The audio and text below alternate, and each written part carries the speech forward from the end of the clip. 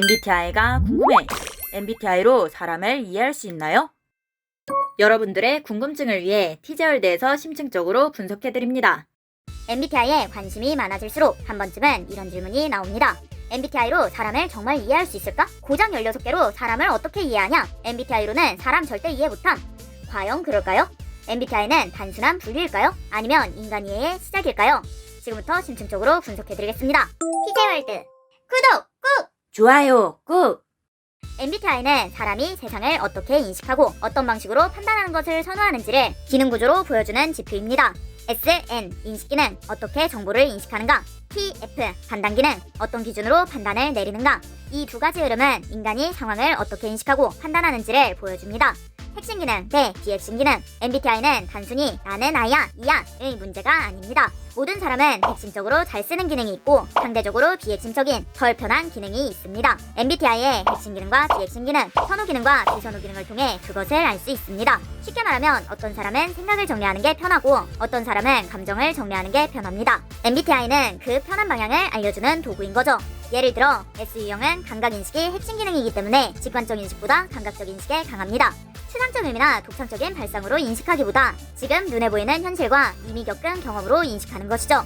그럼 사람을 이해한다는 건 뭘까? 이해, 사리를 분별하여 해석함, 남의 사정을 잘 헤아려 받아들임. 즉, 이해한다는 건 상대의 상태를 알고 그 상태를 헤아려 받아들인다는 뜻입니다. 그렇다면 MBTI는 사람을 이해하는데 도움이 될까?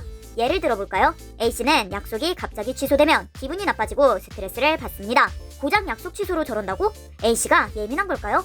그런데 그 사람이 판단형 J유형이라면 J유형은 판단을 내리고 행동하는 것을 선호하는 유형, 내린 판단이 틀어졌을 때 스트레스를 받는 유형입니다. 나에게 아무것도 아닌 일이 상대에게는 스트레스 받는 일일 수 있다는 것이죠. 저 사람이 이상하고 잘못된 것이 아니라 저 사람이 나와 다른 사람이라는 것. 틀림과 다름의 차이를 아는 것은 사람을 이해하는데 가장 기본적인 것입니다. 이처럼 상대의 성향, 핵심 기능과 비핵심 기능, 잘하는 흐름과 어려운 흐름을 안다면 그 사람의 반응을 이해하고 받아들이는 게 훨씬 쉬워집니다. 간단한 예를 하나 들어볼까요? 그 사람 민트초코 싫어해요. 이 한 문장만으로도 상대에게 굳이 민트초코를 권하지 않게 되죠. 취향 하나만 알아도 사람은 다르게 대하게 됩니다.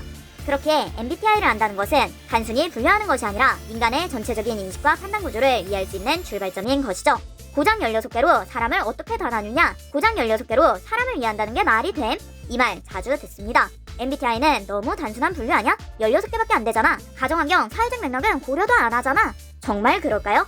한번 생각해봅시다. 사람은 이미 일상에서 숫자 몇 개로 분류당하고 있습니다. 남녀 단 2개, 지역, 학벌, 소속, 재력, 국적, 인종, 그저 어디에서 태어났느냐, 무슨 학교를 나왔느냐, 얼마나 벌고 있느냐 등등 공개된 정보로 사람을 판단합니다.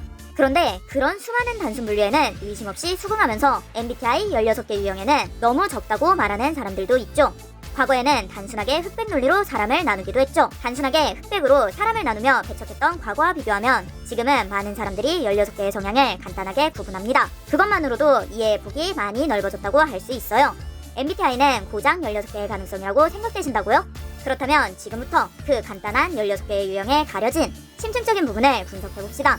MBTI는 단순히 16개로 인간을 분류하려 드는 라벨이 아닙니다. 한 MBTI 유형에는 주기능, 부기능, 유의기능, 열등기능, 대항기능, 공격기능, 결핍기능, 페르소나기능 총 8개의 기능 구조가 존재합니다.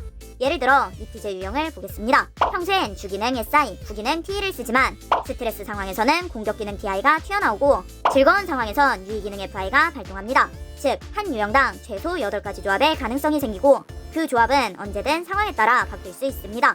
상황에 대한 기능의 변수가 한 유형당 곱하기 8. 그럼 여기서 끝일까요?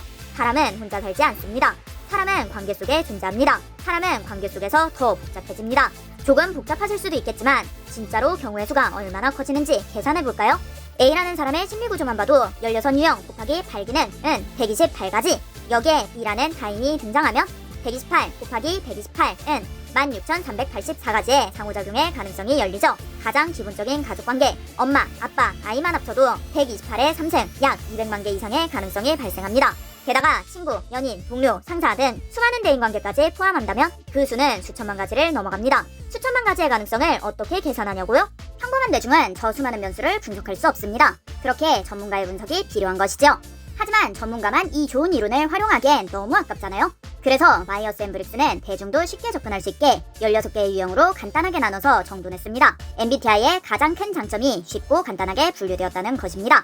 마이어스 앤 브릭스는 왜 16개로 정리했을까? 다양한 경우의 수를 정교하게 분석하는 건 전문가의 영역이지만 일반인이 사람을 이해하는 데 필요한 핵심 정보를 누구나 쉽게 받아들일 수 있도록 정리한 입문형 구조가 바로 MBTI입니다.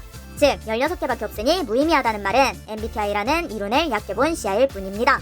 MBTI는 단순한 라벨링이 아니라 복잡하고 입체적인 인간을 이해하기 위해 인간의 인식과 판단을 구조화한 이론입니다. 결국 중요한 건 알고자 하는 마음. MBTI로 사람을 이해할 수 없다고 말하는 건 MBTI의 한계가 아니라 상대를 이해하려는 태도가 없는 것입니다. MBTI를 이해할 생각이 없고 MBTI로 상대를 이해해보려는 사람을 이해할 마음이 없는 것이죠. 상대의 MBTI에 관심을 갖는 것, 그 사람의 본질적인 성향을 이해하려 시도하는 것, 내가 편한 방식과 상대가 편한 방식이 다르다는 걸 인식하는 것, 이 모든 과정이 이미 이해의 시작입니다. MBTI로 사람을 이해할 수 있는 거야?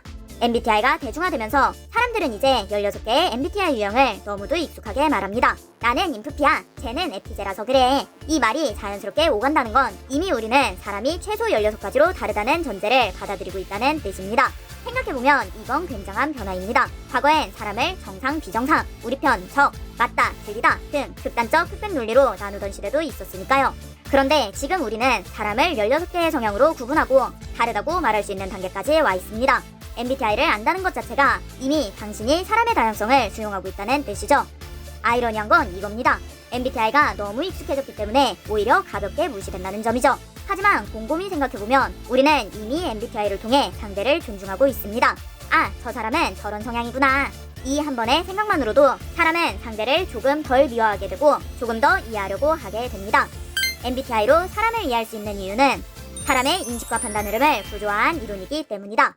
적을 알고 나를 알면 백전백승. 사람을 이해한다는 건 그 사람의 인식과 판단을 이해하는 것입니다. 저 사람이 무엇을 좋아하고 무엇을 힘들어하는지, 어떤 기능을 잘 쓰고 어떤 기능에 약한지, 이런 기능의 차이를 이해하는 순간 인간관계도 사회생활도 레벨업. 남들이 모를 때 내가 먼저 알면 앞서가고 남들이 다 알 때 나만 모르면 뒤처지는 법. 티저월드에서 사람을 이해하는 비법을 얻어가세요.